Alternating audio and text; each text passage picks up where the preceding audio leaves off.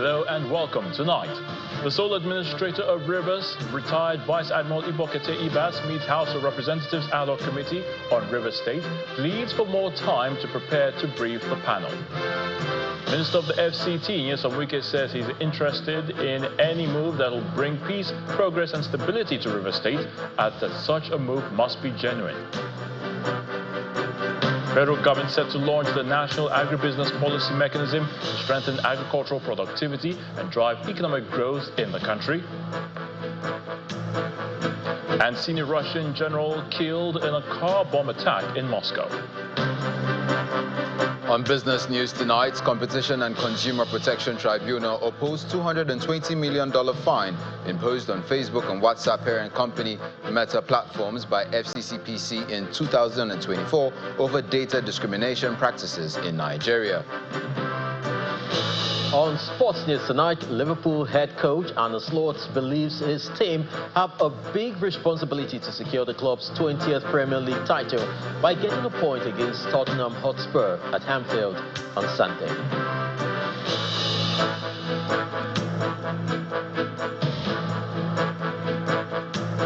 And from the nation's capital, Director General of the World Trade Organization, Dr. Ngozi Okonjo-Iweala, tasked African leaders on strategies they can adopt to mitigate U.S. tariffs.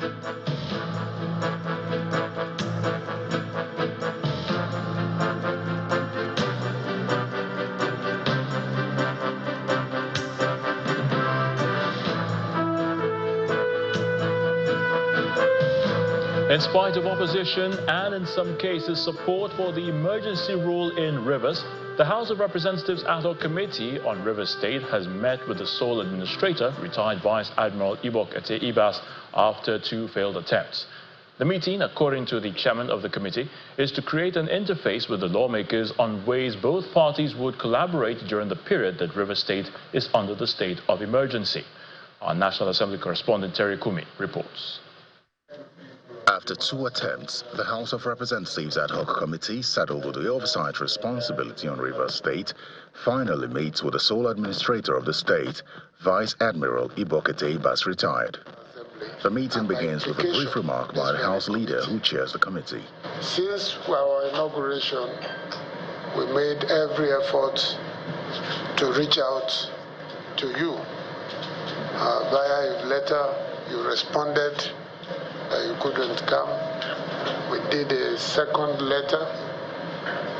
We didn't quite receive the response, but I did get a soft copy yesterday explaining why you couldn't make it. But we were here waiting for you because we had not received the letter. So we were here till very late for you until we heard that you were attending the National Economic Council meeting.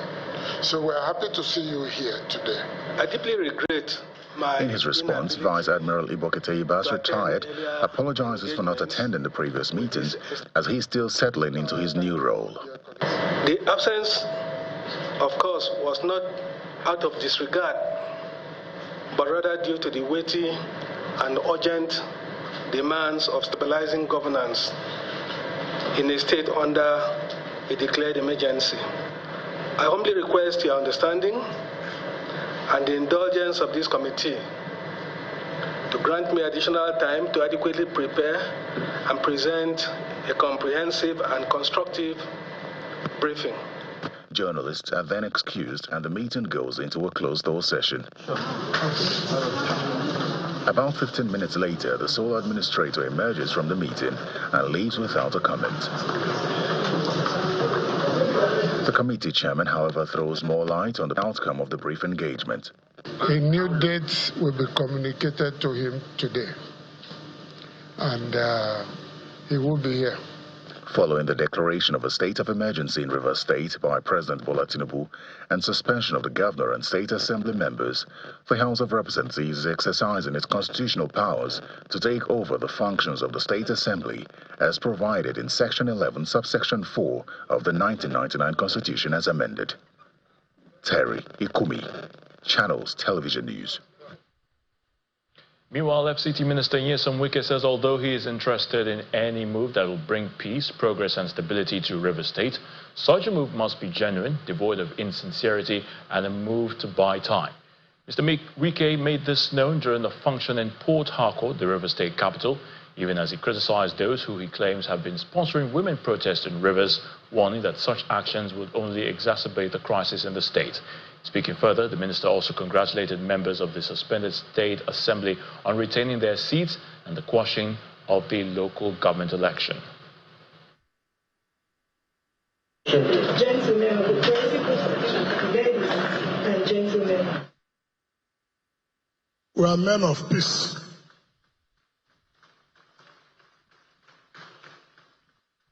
And for us, anything that will give Rivers State stability, we will support it.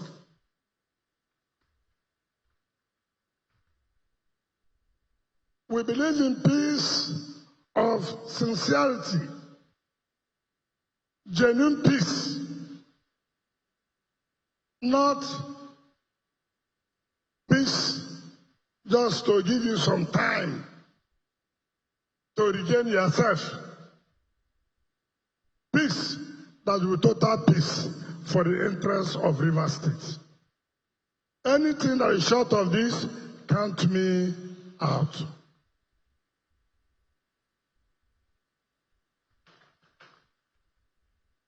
And that is why here,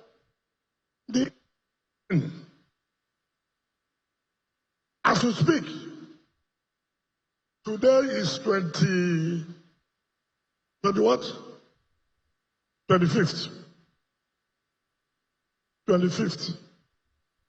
1 month and 7 days after Mr. President, in his wisdom, declared a state of emergency to save Rivers State from anarchy. I challenge any Rivers so-called elder, even the traditional rulers,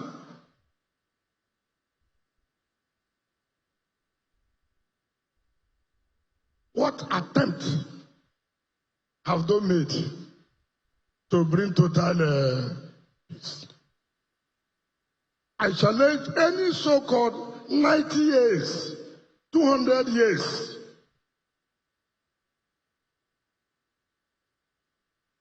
what efforts since 1 month and 1 week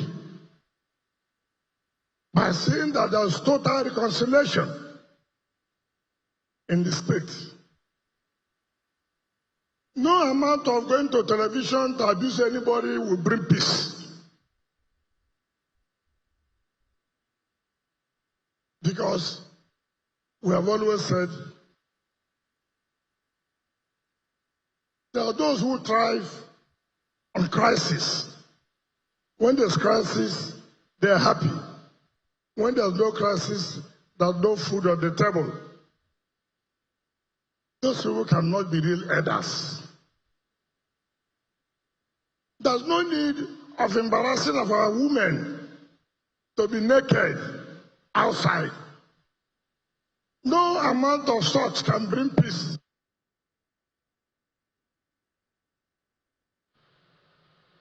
More reactions are springing up due to the recent violence in north-central Nigeria. This time, the coalition of Nigerian patriots is calling on the federal government to arrest and prosecute perpetrators of the gruesome killings, which has escalated across states such as Plateau, Benue, Nasarawa, Kaduna, Kogi, Kwara, and some parts of the northwest. Addressing a news conference in Abuja, spokesperson of the coalition, Mr. Solomon Dalong, a former Minister of Sports, says the coordinated attacks, destroying lives, property and livelihoods of residents, is being downplayed by some federal government officials.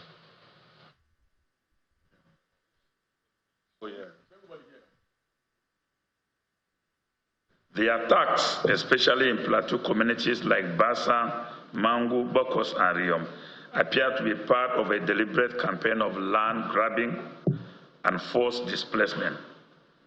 The influx of unidentified persons into these areas following the killings raises critical questions about complicity and the failure of the state to protect its citizens.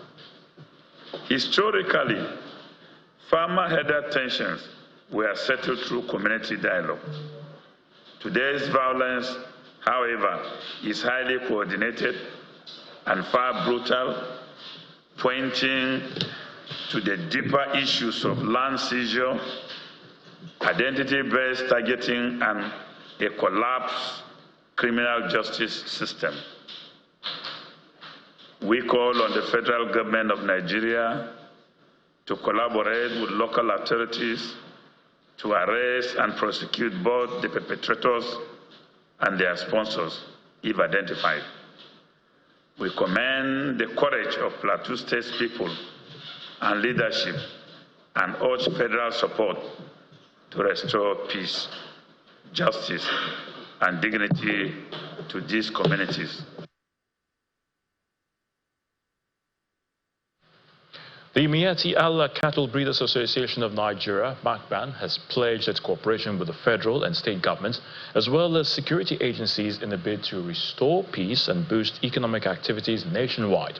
In a statement released today, the MACBAN National President, Baba Uthman Nkilzama, also thanked President Bola Tinubu for the creation of the Federal Ministry of Livestock Development. The association further commended the Director General of the Department of State Services for his agency's handling of security challenges in states like Plateau and Benue, specifically highlighting the recent intervention in Enugu State.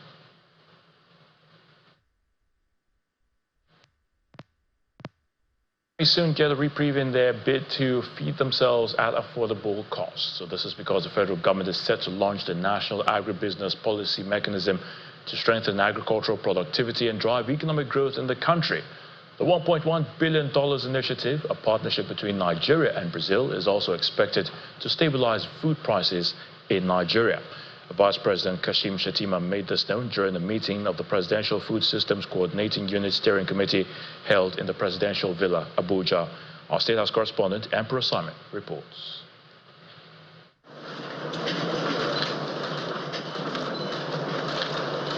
Vice President Kashim Shettima is meeting with the Presidential Food Systems Coordinating Unit Steering Committee as the current administration seeks solutions to food inflation in the country. Attended by some state government officials, members of the private sector and international partners, the meeting examines real-time data on food production in Nigeria and ways to boost the country's productivity.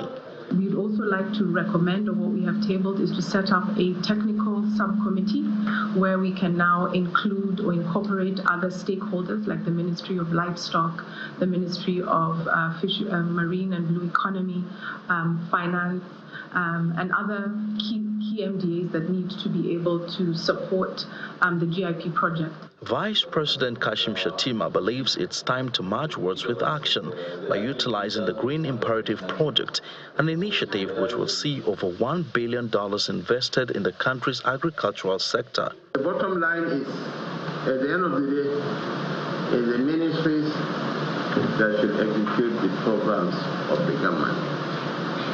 So I want you to work closely. For the past 50 years or so, we are very good at organizing seminars and talking, but let's walk the talk. The state governments and the private sector players commend the initiative, pledging their support. By the time this project comes on board, certainly the boost in agriculture will be very, very good enough. So, and I think all the members have agreed that yes, the Green Imperative Project, it should as much as possible speed up the takeoff of the project, because the impact it will have on the food production in this country is going to be marvelous. The private sector today has made a commitment to support the National Agri-Data Planning Program so that we could have the first pilot. In Nigeria, we say we have a lot of land. We have a lot of farmers, but we don't know this size of land. So we are interested in supporting how we know the number of farmers, what they are farming, and we'll be able to georeference their location. When launched, the National Agribusiness Policy Mechanism will provide modern technologies that will also drive sustainable rural development in Nigeria. From the Presidential Villa, Emperor Simon, Channels Television News. In part two, after the break, the International Monetary Fund advises Nigeria to enhance transparency in the oil sector. Please stay with us.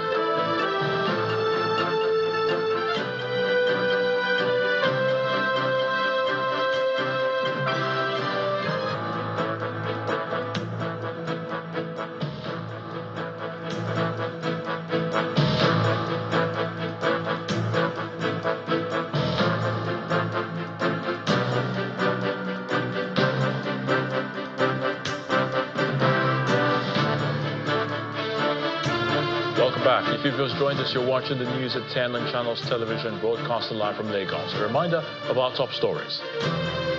The sole administrator of Rivers State, retired Vice Admiral Ibokete Ibas, meets House of Representatives Ad Hoc Committee on Rivers State, pleads for more time to prepare to brief the panel. Minister of the FCT, Nyesom Wike, says he's interested in any move that will bring peace, progress and stability to Rivers State, adds that such a move must be genuine. Federal government set to launch the National Agribusiness Policy Mechanism to strengthen agricultural productivity and drive economic growth in the country. And senior Russian general killed in a car bomb attack in Moscow.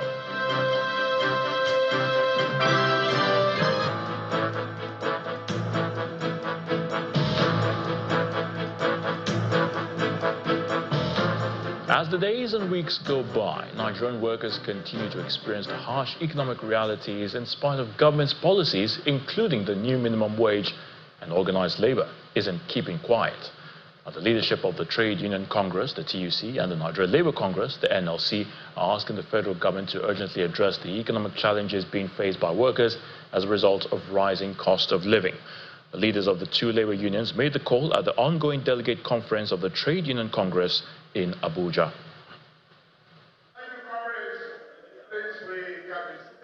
The Minister of Labour and Employment and his colleague at the Ministry of Budget and Economic Planning are among dignitaries attending the delegate conference of the Trade Union Congress of Nigeria in Abuja. Although the gathering is an elective conference to elect candidates into some vacant offices in the TUC, it also provided labor leaders the opportunity to reflect on their activities and interrogate government policies that have direct bearing on workers. The most important factor of labor is the people, is the labor. So government must do everything possible that factor of production that is very, very important, that we lay emphasis on, must be prioritized, its welfare, its career growth, and we must do everything possible to promote decent work. Whatever we got in terms of minimum wage has been eroded by inflation. And I'm happy I'm talking to workers. The landlords have taken it up. The transporters have taken it. Electricity tariff is more than our minimum wage.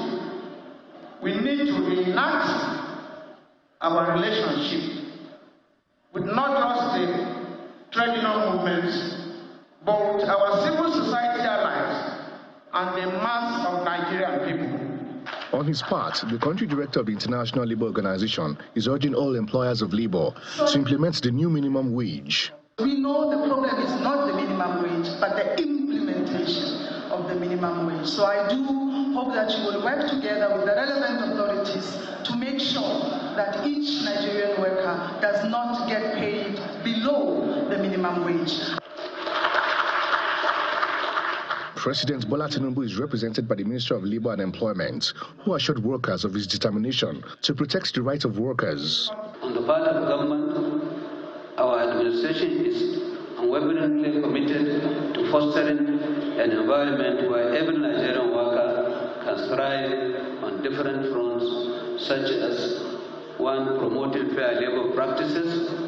We will strengthen labor laws to protect workers' rights, ensure safe working conditions, and eliminate exploitation. The new minimum wage came into effect in July 2024, and since then, workers have continued to engage the government and other employers of labor for its implementation. The International Monetary Fund, the IMF, has advised Nigeria to enhance transparency in the oil sector to ensure that the subsidy removal savings are transferred to the government's budget. Director of the African Department at the IMF, Mr. Abebe Selassie, gave the advice while presenting the findings of the Regional Economic Outlook for Sub-Saharan Africa report at the IMF and World Bank spring meetings in Washington, D.C., the United States. Our correspondent, Sarah Chimugu, who is covering the IMF World Bank spring meetings, now reports. It's day 5 of the IMF World Bank spring meetings. Not seeing the region's growth trajectory. Part of the session for the day focuses on the outlook of sub-Saharan Africa. Revenue ratio, so interest payment. The general outlook is the fact that the IMF expects growth in sub-Saharan Africa to ease to 3.8% in 2025 and 4.2% in 2026. We now expect growth in sub-Saharan Africa to ease to 3.8% in 2025 and 4.2% in 2026, marked down from our October's projections. And these have been driven largely by the difficult external conditions, weak external demand from abroad, softer commodity prices, and tighter financial markets. Any further increase in trade tensions or tightening of financial conditions in advanced economies could further dampen regional confidence, raise borrowing costs further, and delay investment decisions. It was then time for questions on how Nigeria can get it right through critical economic reforms. So, in terms of... The IMF director then responds with some quick fixes the federal government can embark upon, especially in the oil and gas sector. We just had a mission in Nigeria where there was extensive discussions on these and other issues on the macroeconomic area, but also other areas where there is a need to do reforms to engender more private sector investment, and also how more resources can be devoted to help Nigeria generate the revenues it so desperately needs to build more schools, more universities, and of course more infrastructure. So there's a comprehensive set of reforms that Nigeria can pursue that would help engender more growth and help diversify the economy away from reliance on oil. More social protection for vulnerable Nigerians and the need to build buffers to withstand shocks are some of the recommendations put forward to the federal government. This is just as the International Monetary Fund looks forward to a robust economy for Nigeria and indeed the sub-Saharan Africa in the days ahead. From the World Bank IMF spring meetings in Washington, D.C., Sarah Chimugu, Channels Television News. Right about now, let's head to the nation's capital, and Millicent Walker is standing by to give us the latest from our Abuja studios. Hello, Millicent. Hi, Tunde. Many thanks. We continue in Washington, where the Director General of the World Trade Organization, Dr. Ngozi Okonjo-Iweala, has shared her views on strategies countries can adopt in reaction to the hike-end tariff by the United States. The WTO DG, who spoke with reporters at the ongoing World Bank IMF spring meetings in Washington, D.C., explained that while the hike does not directly affect members of the African continent, the action by the U.S. calls for measures from Nigeria and Africa. She advised the continent to improve intra-Africa trade, especially through value addition. On sub-Saharan Africa, the trade of the continent is very limited with the United States. So the continent as a whole is not that impacted. We've done the analysis. Africa's exports, 6.5% of Africa's exports only go to the U.S. and 4.4% of its imports come from the U.S. Okay, so the impact for the continent as a whole is not that bad. However, it's both good news and bad news. Good news is that it's limited. Bad news is, well, we're not trading that much, which is not a good thing. But the problem is that within Africa, there are a handful of countries that are very severely impacted because they've got high reciprocal tariffs put on them, and these are poor countries. From the global environment, the message to Africa is you have to rely on more self-reliance. We have to do more in Africa to rely on our own resources. Now, it's very clear. Aid is disappearing. Okay, there may be a little left, but it's disappearing. We need investment. So when you need investment, you have to do so much more in terms of mobilizing domestic resources to put infrastructure in place, removing bureaucratic barriers so investment can come in. This is what we need to do, and we need to trade more. We cannot trade more externally, where our trade is only 3% of world trade, or internally, where intra-Africa trade is 16 to 20% at most. If we don't add value to our products, we keep exporting the same things. Well, back home, the Bank of Industry is asking the business development service providers to bring more transactions on board that would see to increase revenue for both parties.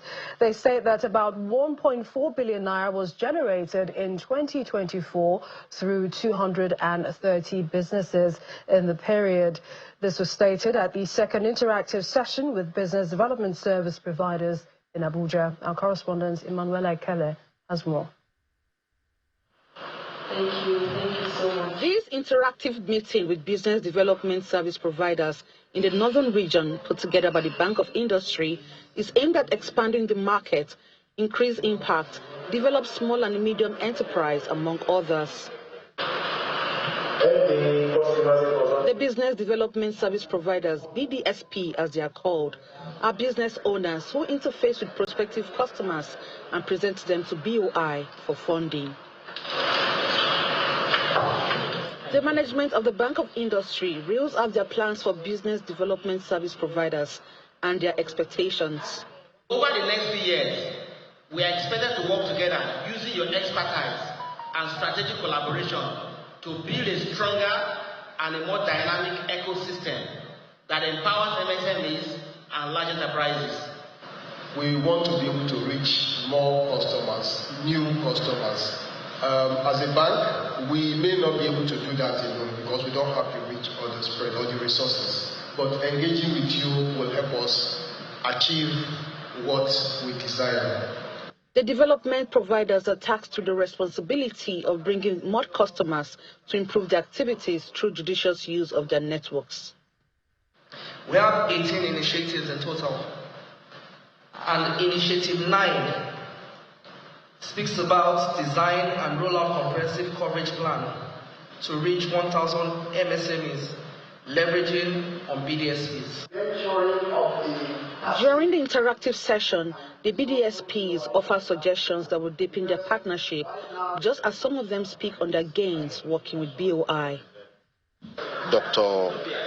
Olashipo Olusi, you can see the trajectory of where he wants the bank to be, how it wants the people, business SMEs, MSMEs, to be able to access loans and also drive the economy forward. This is the second and final interactive session with BDSPs, with the first held in Lagos.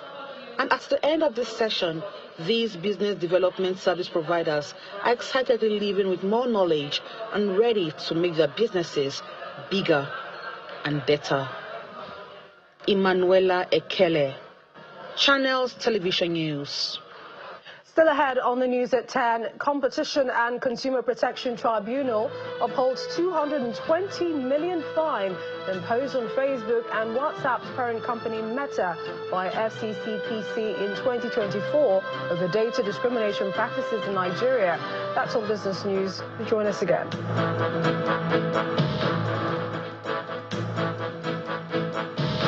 You're watching the news at 10, coming to you from our Abuja studios. And ahead of the burial of His Holiness Pope Francis, President of the Senate, Senator Godswill Akpabio, is the head of 5-member high-powered delegation to the Vatican City to attend the burial of His Holiness Pope Francis.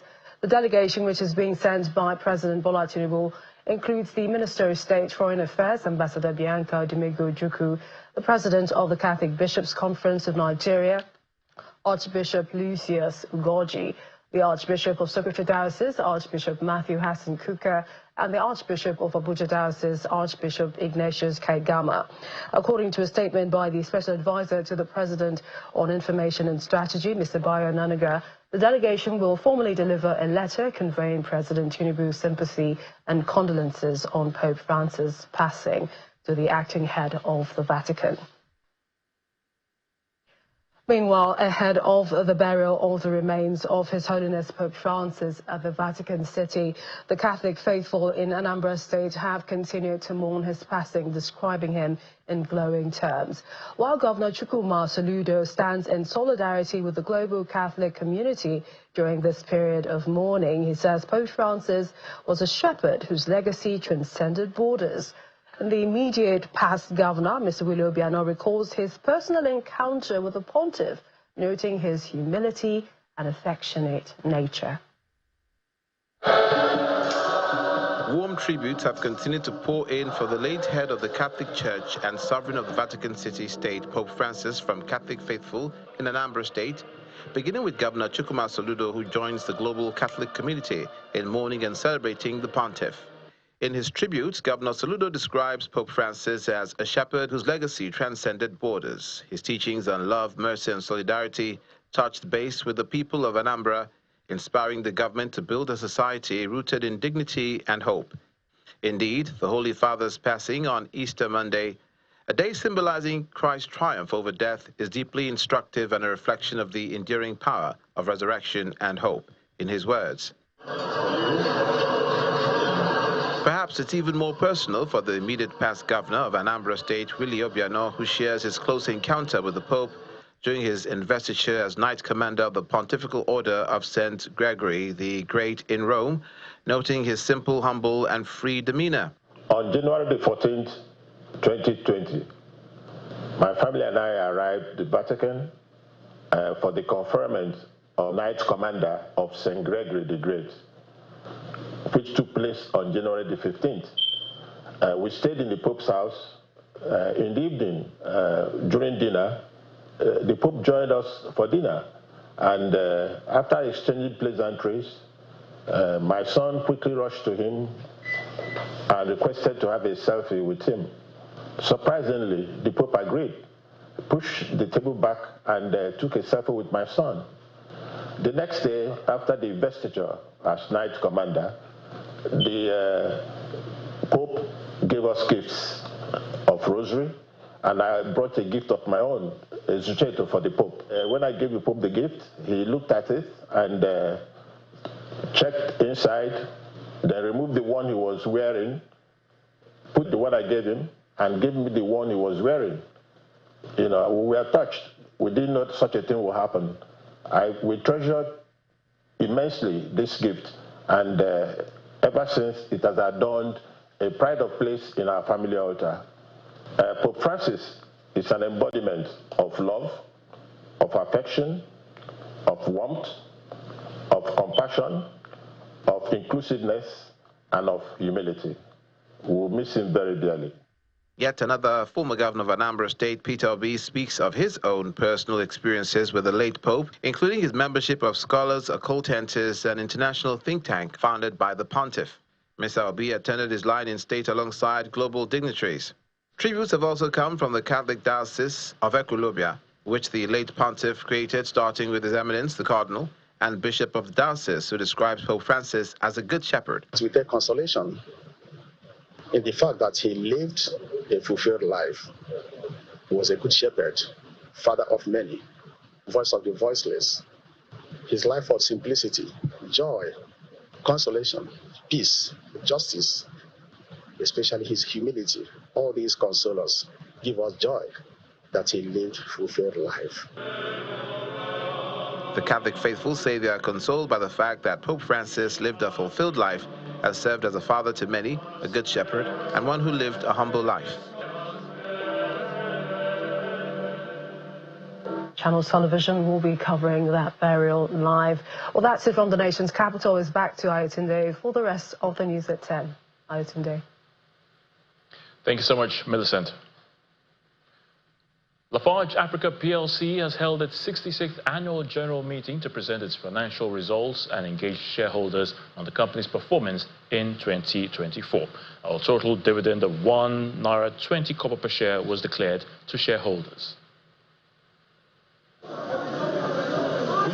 It's the 66th annual general meeting of Lafarge Africa PLC, where shareholders gather to review the company's performance for the financial year ending December 31st, 2024.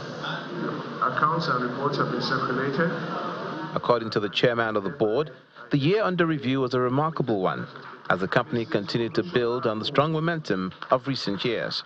I believe that further to our strong foundation, I'm confident in our ability to navigate whatever challenges are ahead and seize the opportunity for sustainable growth. We're very proud that we are walking the talk when it comes to the vision, because we said we're a building solution company renowned for creating a greener planet through innovation and operational excellence. And we've seen within a space of 1 year, we launched 3 new products, and we're very proud of this. From the financial highlights, annual revenues rose by 72% to 697 billion naira, while operating profit jumped by 89% to 193 billion naira. Profit after tax and earnings per share also recorded impressive 96% increases respectively. I hereby move that a dividend of 1 naira 20. On dividends, shareholders welcomed the board's recommendation of 1 naira 20 kobo per share for the 2024 financial year. You can see that what they are declaring recently is a proof to us that even Nigerians, we can do it better in our land if an enabling environment is created. And with what we are seeing at Lafarge now, I'm telling you, in the next 2-3 years, you will see where Lafarge will be. Looking ahead, Lafarge Africa PLC says it will continue to strengthen its position as a leading building solution provider through strategic initiatives. Fantastic year, fantastic year. The numbers show significant growth in our business, our ability to reach our consumers, and the company is on a stable footing, so we continue to do what we know how to do. Our vision is clear, strategy is not changing, and we really must build on this. We must grow our business. We must do our business responsibly in an innovative manner, and we must drive operational efficiency, and we must be very disciplined in execution.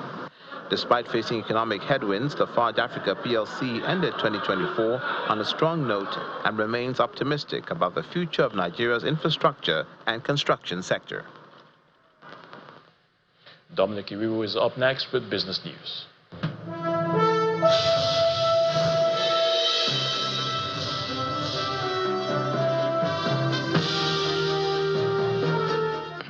Thank you, Ayotunde. On business news, the Competition and Consumer Protection Tribunal has upheld the $220 million fine imposed last year by the Federal Competition and Consumer Protection Commission, FCCPC, on WhatsApp and Facebook's parent company, Meta Platforms Incorporated. The Director for Corporate Affairs of the FCCPC made this announcement in a statement today and says the fine imposed by the FCCPC follows an investigation into alleged violations of data protection and consumer rights in Nigeria by Meta and WhatsApp. The tribunal's 3-member panel also awarded the commission $35,000 as reimbursements to cover the cost of the commission's investigation against the social media giant. The local bourse failed to sustain 3 consecutive gains recorded in the last 3 sessions this week as investors took advantage of the rally in the prices of some high-value stocks. Inijo Mekwa tells us more.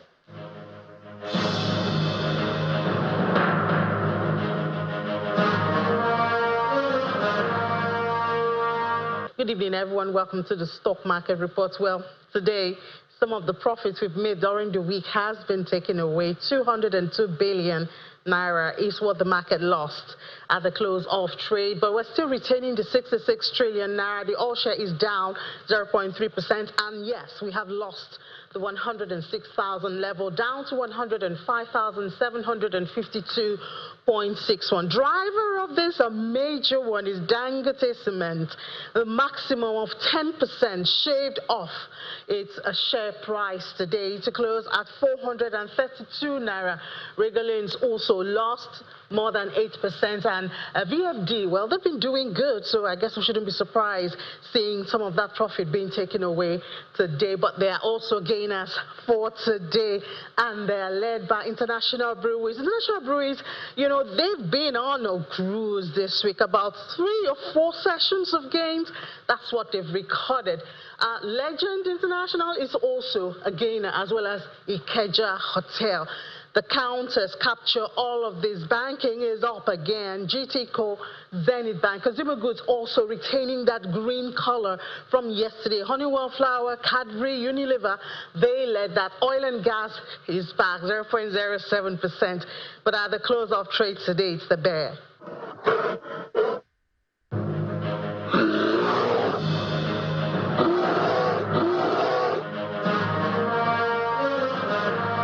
Let's take a look at the closing performance of major global stock markets for Friday.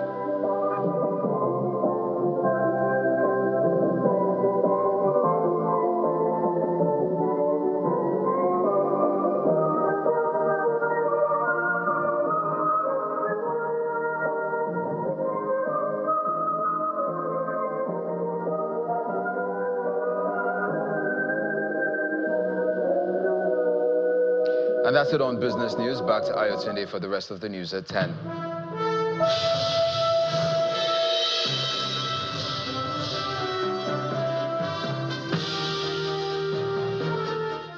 Thank you, Dominic. Still to come on the news at 10. Senior Russian general killed in a car bomb attack in Moscow. Please join us again. Welcome back. And from our London studio, Simon Fusey is up next with Around the World in 5. Good evening and welcome to the channel's studios here in London with your international news around the world in 5. A senior Russian general has been killed in a car bomb attack in Moscow. Videos and photos circulating on Telegram on Friday show a car in flames outside a block of flats. No one has yet claimed responsibility for the bomb. Russia's investigative committee confirmed General Yaroslav Moskalitch died when a Volkswagen Golf car exploded after an improvised explosive device stuffed with pellets went off. Local media reported that the car was parked next to the general's house in the eastern suburb of Balashkia and exploded as he walked past it. Russian Foreign Ministry spokeswoman Maria Zakharova described the killing as a terrorist attack. It's not a situation in Ukraine. The mayor of Kyiv, Vitaly Klitschko, says Ukraine may have to temporarily give up land as part of a peace deal with Russia, amid growing pressure from President Donald Trump to accept territorial concessions. But the 53-year-old former boxing champion turned politician stressed that the Ukrainian people would never accept occupation by Russia. He was speaking hours after a Russian missile and drone attack on Kyiv killed 12 people and injured more than 80. Pakistan's defense minister has warned that a row over a mass shooting in Kashmir could lead to an all-out war between his country and India.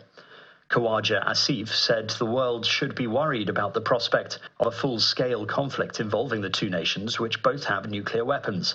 It comes after 26 tourists were shot dead by gunmen at a beauty spot in Indian-controlled Kashmir. Mr. Asif suggested that India had staged the shooting in a false flag operation and warned his military was prepared for any eventuality amid escalating tensions and diplomatic measures from both sides. This is some sort of homegrown resistance movement in occupied Kashmir. You know, Kashmir is occupied by Indians against the will of the people over there and against the resolutions of United Nations way back in 1948. So this is something which is simmering for almost 76 years. There are for lulls of 6 years, 3 years, 4 years, and then the protests and other violence erupts again. So this is something which is very normal. Accusing Pakistan for that won't solve the problem. An aid agency says Sudanese people are eating leaves and charcoal to survive after fleeing an attack on a camp for displaced people near the city of El Fasher. The Norwegian Refugee Council's head of operations says people are fleeing El Fasher for Tiwala, but are dying on arrival. The fighting rages on, the hunger is still spreading, the protection of civilians is of extreme concern as they are targeted on a daily basis, and on top of all this, we are seeing massive funding cuts to the emergency relief, which is desperately needed by these people. US federal prosecutors have filed a formal notice seeking the death penalty for Luigi Mangione, the man accused of shooting dead a healthcare boss in New York. Prosecutors argue in the filing that the 26-year-old killed United Healthcare CEO Brian Thompson to amplify an ideological message and spark resistance to the health insurance industry. The move was made just hours ahead of his plea hearing on 4 federal charges later on Friday. Previously, a lawyer for Mr. Mangione called the decision to seek the death penalty barbaric. Donald Trump has signed a controversial executive order aimed at stepping up deep-sea mining within U.S. and international waters. The move to allow exploration outside its national waters has been met by condemnation from China, which said it violates international law. Thursday's order is the latest issued by the U.S. president to try to increase America's access to minerals used by the aerospace, green technology, and healthcare sectors. And a Dutch town hall has admitted that it most likely accidentally disposed of an Andy Warhol print of the former Dutch Queen during renovation works last year. Marshoort municipality said the works, including a 1980s silkscreen print of Queen Beatrix, worth around 15,000 euros, disappeared during work on a town hall last year. An investigation said the artworks were stored in a basement during renovations, and a lack of guidelines for storing the artworks could have been among the reasons why they ended up being thrown away. And that's your international news around the world in 5. Now back to the channel's studios in Lagos.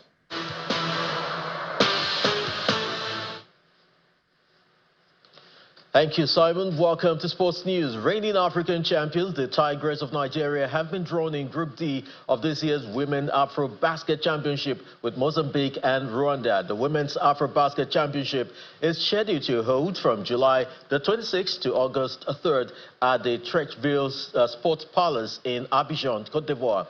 The Tigers, who are chasing a record-extending 7th Afro Basket title, will be looking to bounce back from a quarterfinal exit at the basketball event of the Paris Olympics Games. And Liverpool head coach Arne Slot says they have a big opportunity to clinch the Premier League title in front of their own fans when Tottenham Hotspur visit Anfield on Sunday. Liverpool will be crowned English champions for a record-equaling 20th time if they avoid defeat against struggling Tottenham Hotspur. But Slot knows he and his players cannot be consumed by the occasion. Very clean. And that's it on sports. It's back to you, Ayo.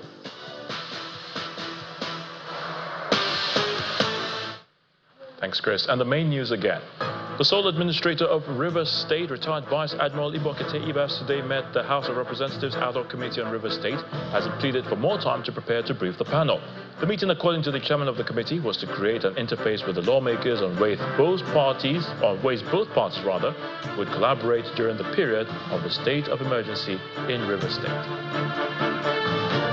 That's the news at 10 tonight. Thank you so much for watching. I'm Ayo Tunde Balogun. You have a good night.